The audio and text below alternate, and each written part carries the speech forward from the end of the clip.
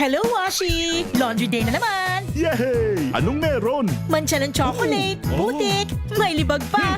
Kaya natin yan! With Pride Washing Machine Detergent, may triple stain-away formula. Tanggal ang makapit, madikit, at madupit na dumit mancha. Kaya easy-easy ang labada. Mula noon hanggang ngayon! All you need is pride. All you need is pride. ACS. Araw-araw, iba't ibang mga bagay na dapat pagtagumpayan. Ang subok kong partner ay MX3 Capsule. Research-based na tested and proven helps avoid pain discomfort. Iwas-iwas sa sakit. Kailangan lang na long-term ang pag-inom 2 capsules araw-araw. Kasabay ng proper diet and exercise. I am able to make it with the right partner.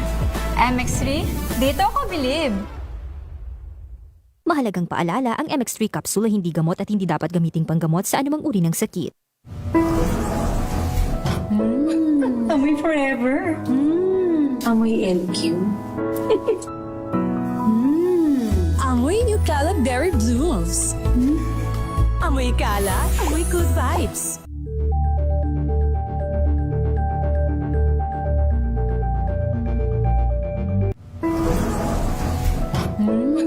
Amoy forever. Amoy LQ. Amoy New Calab Berry Blooms. Amoy kala, amoy good vibes!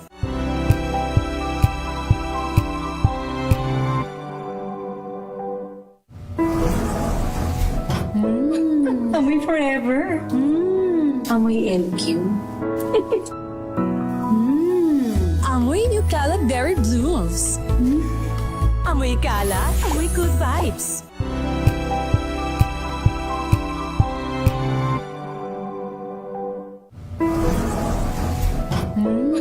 Amoy forever. Amoy LQ. Amoy New Calab Berry Blooms. Amoy kala, amoy good vibes!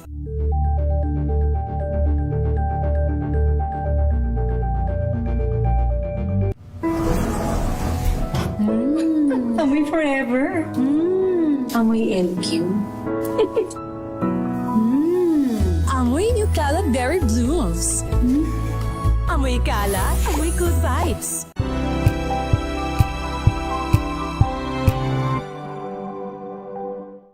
Maagang balitaan, maagang usapan sa mga issue at balita. Kasama si Kuya Angelo Palmones sa Magandang Umaga Pilipinas. Mula Lunes hanggang Biyernes.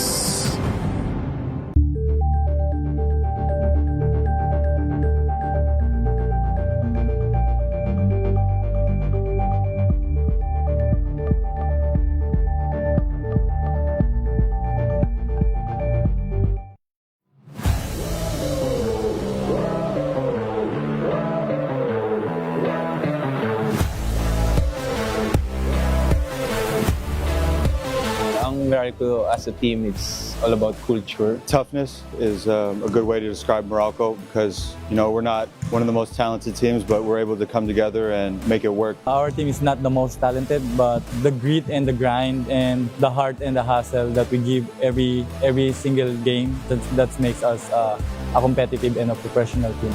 Hi, kami ang Meralco Bolts at panoorin niyo ang aming episode sa DCRH TV Matchpoint. Mabuhay ang atletang Pilipino!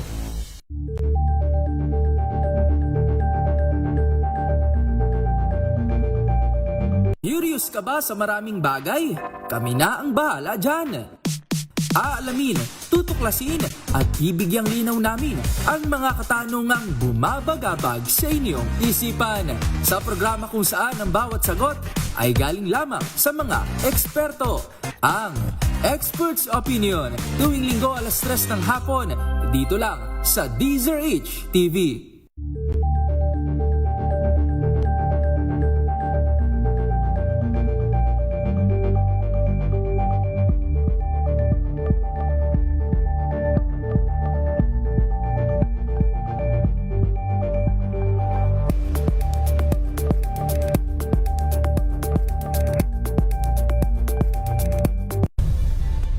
Nagsimula sa pangarap hanggang sa maabot ang tagumpay.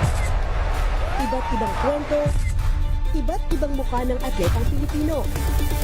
Mas pinatindi, mas pinalakas, at mas pinaaksyon sa Match Point tuwing Sabado, 12:30 ng tanghali sa DZRH TV.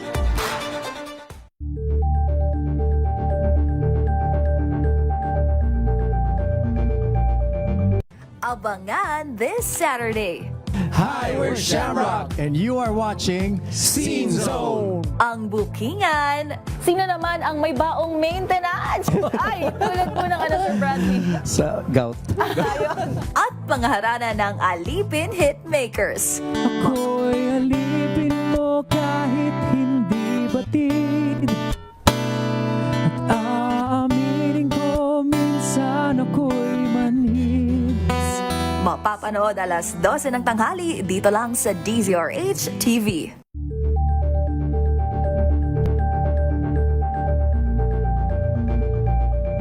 Alamin ang mga maiinit na isyung pambayan, mga balitang kailangan mong malaman, usapin sa pamahalaan, politika, ekonomiya at kabuhayan. Ito ang mga dapat mong malaman, pakialaman at pag-uusapan dahil kayo ang tinig ng mamamayan dito sa Damdaming Bayan.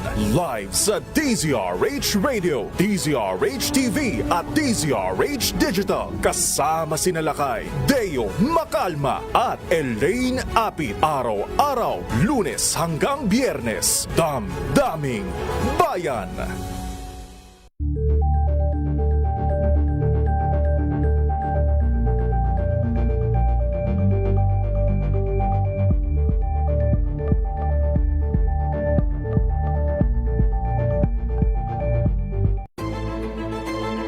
Pakikinggan ang bawat panig.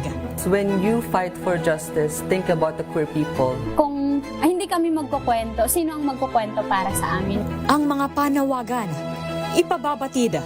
Hindi talaga ito masusing pinag-aralan ng gobyerno. The women who are beaten and abused.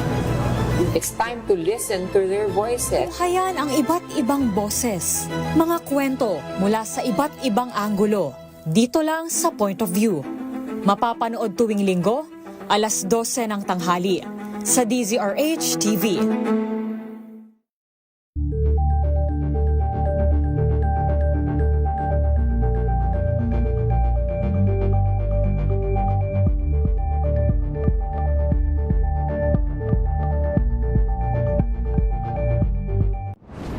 Kung good vibes ang hanap mo, dito ka na sa sigurado. Mula sa mga istoryang nagbibigay ng inspirasyon hanggang sa mga kwentong may dalang solusyon.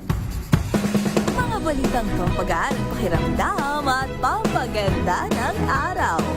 Hindi lang ba sa good news, kundi the better news. Mula Lunes hanggang Biyernes, 1:00 ng tanghali sa DZRH TV.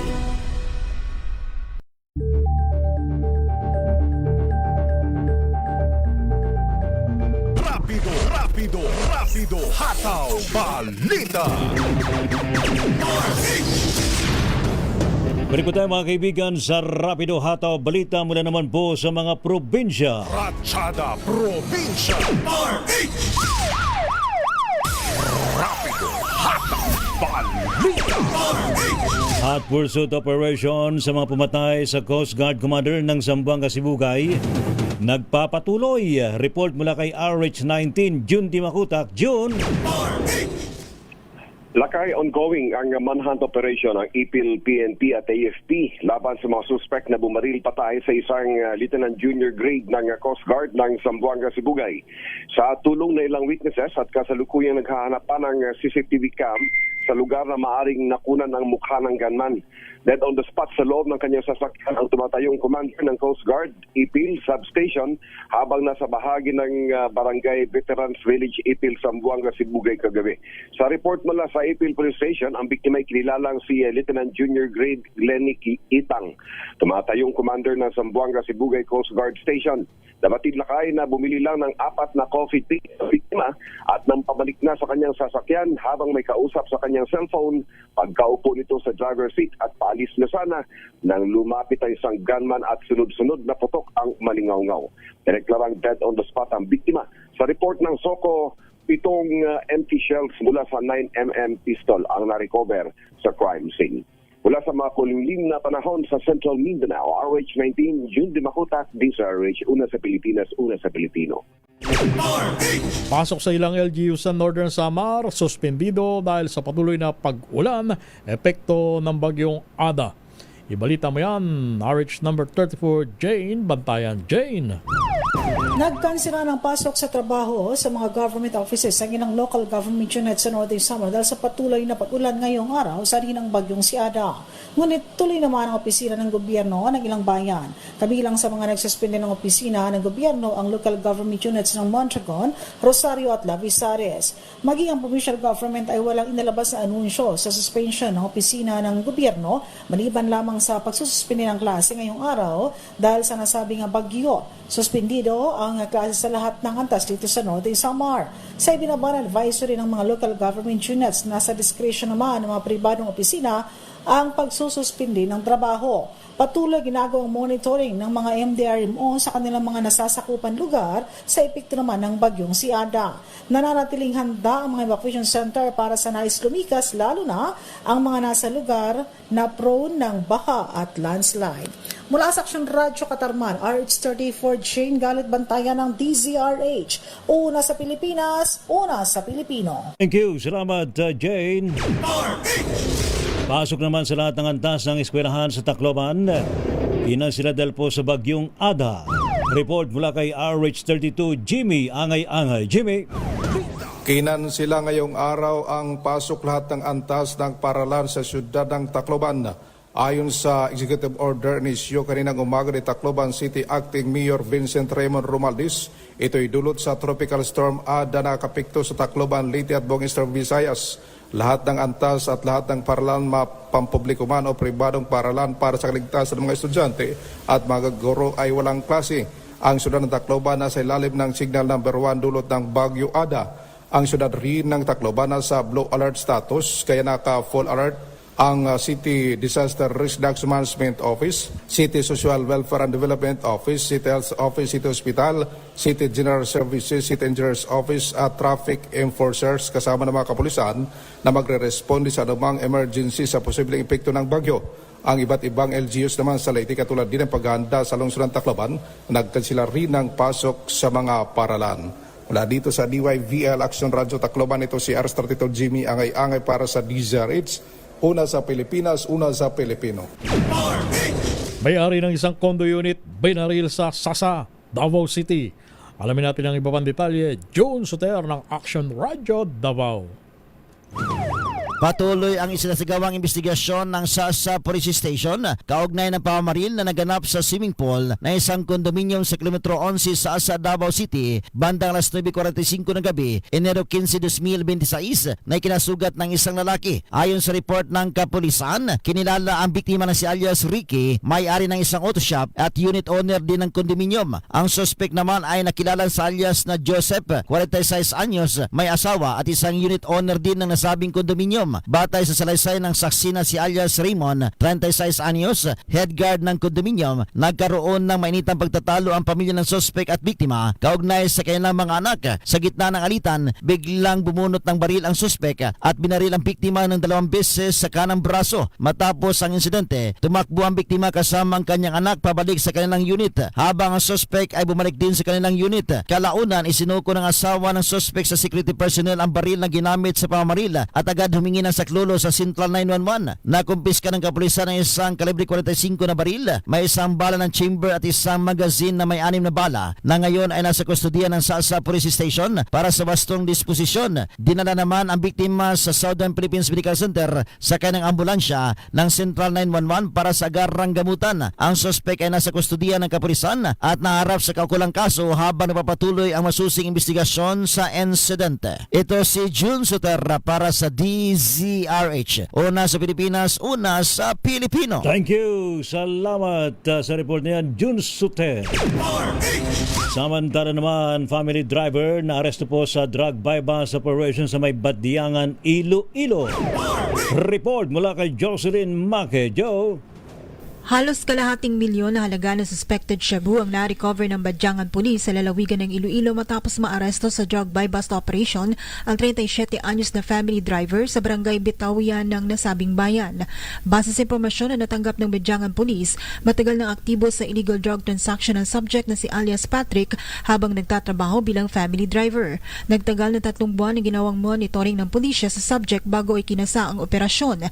Tikom naman nabibig ng subject nang tanungin kung bakit siya nagbebenta ng iligal na droga at kung saan o sino ang kanyang source.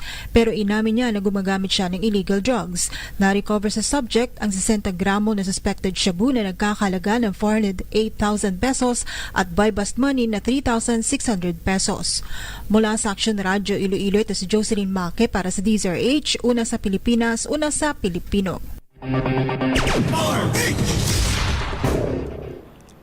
Samantala, dako naman tayo sa Pangasinan. Top 10 Regional Most Wanted Person timbog sa siyudad ng Urdaneta. Freddy Fajardo. Sa detalye, Freddy.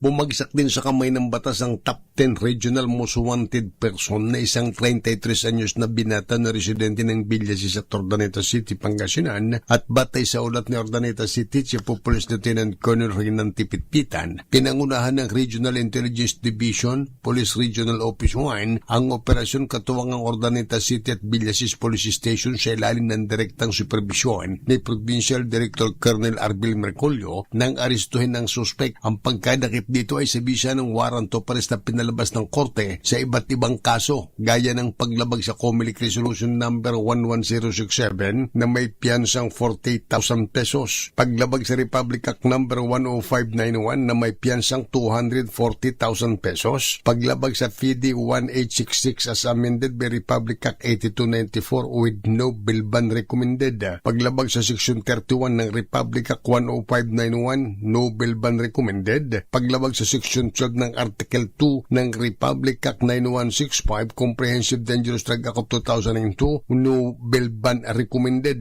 Sa ngayon ay nasa kustodiya ng Urdaneta City Police Station ang suspect. Mula sa Action Radio Pangasinan, ito si Freddy Fajardo Aristarte tag-uulat para sa DZRH, una sa Pilipinas, una sa Pilipino. Metro Manila ngayon.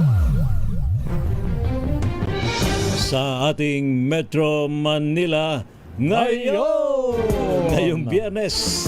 Ating alamin ang mga report, mga detalye naman ng report ni Kyle Bullias. Kyle.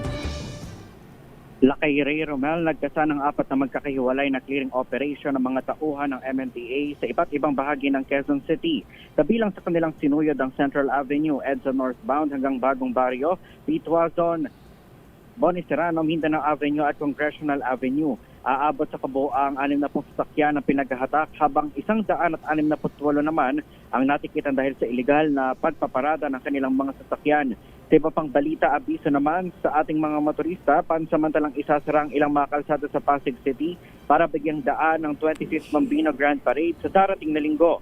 Sa abiso ng Pasig City LGU, sarado sa mga motorista ang Caruncio Avenue westbound, Road 2 papuntang Tanghalang Pasigueño, Del Pilar Street mula sa San Nicolas at Santo Tomas, E. Angeles Street, Dr. Pilapil Street, Sixto Antonio Avenue, Mabini Street, Plaza Rizal Intersection, Padre Burgos Street, Lopez Haina Street, Dr. Garcia Street at Hobson Street.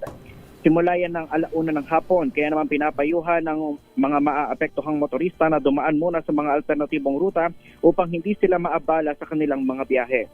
Para naman sa ating ulat panahon, wala tayong nakataas na thunderstorm advisory dito sa Metro Manila sa kabila ng binabati ang Bagyong Ada dyan sa silangang bahagi ng Eastern Visayas.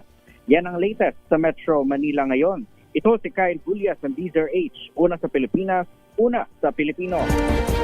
Thank you, Kyle Bullias sa iyong Metro Manila ngayon. Rapido, hataw, balita. Hoy, salamat daw sa matumutok po sa ating balitaan sa Rapido Hataw Balita. Uy, magandang hapon uli kay Sir Els Bartolome. Kamusta ka na, Sir Els, ha? At sa kay dating PNP Chief, Nick Bartolome, sir. Of course, sa buong puwersa ng Philippine National Police, ha? Sa panguna po ni Acting PNP Chief General Jose Melencio Nartates Jr. at ang sa kanyang kanyang Deputy for Administration, ang number 2 man ng PNP, General Bernard Banac. And of course, sa buong pwersa po ng Armed Forces of the Philippines, sa panguna po ni General Romeo Banner Jr. at ng mga pwersa rin po ng Philippine Coast Guard at ng Philippine Navy na nakatutok pa rin po dyan sa ating West Philippine Sea. Salamat to. Thank you so much sa buong pwersa ng DZRH News Team. Inyo pong lingkod mga kaibigan, sina Ray Sibayan at Romel para Fertes sa DZRH una sa Pilipinas. Una sa Pilipino. Pilipinas ang oras sakto, alas 3 ng hapon. This time check is brought to you by